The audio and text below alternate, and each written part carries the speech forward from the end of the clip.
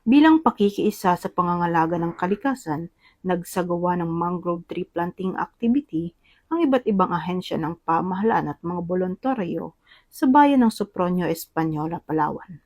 Nakiisa sa nasabing aktibidad ang First Palawan Provincial Mobile Force Company, Municipal Environment and Natural Resources Office, Sopronio Española Municipal Police Station, Bureau of Fire Protection, Philippine Marines, at mga volunteer mula sa komunidad. Isinagawa ang pagtatanim ng mga bakawan bilang bahagi ng pagdiriwang ng ika-4 na Synchronized Pista ng Kalikasan.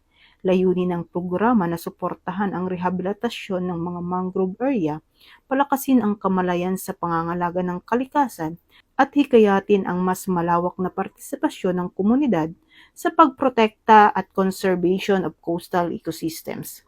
Mahalaga ang mga bakawan sa pagpapanatili ng balanse ng kalikasan dahil nagsisilbi itong panangga laban sa pagguho ng baybayin, tahanan ng iba't ibang yamang dagat, at proteksyon laban sa mga epekto ng malalakas na bagyo.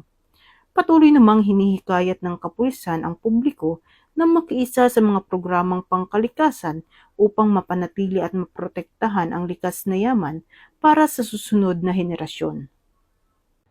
Mula dito sa Campo Crame, ako ang inyong PNN correspondent, Patroluman Dara Palogni. Alagad ng batas, tagataguyod ng balitang pulis. Bagong PNP para sa bagong Pilipinas, serbisyong mabilis, tapat at nararamdaman.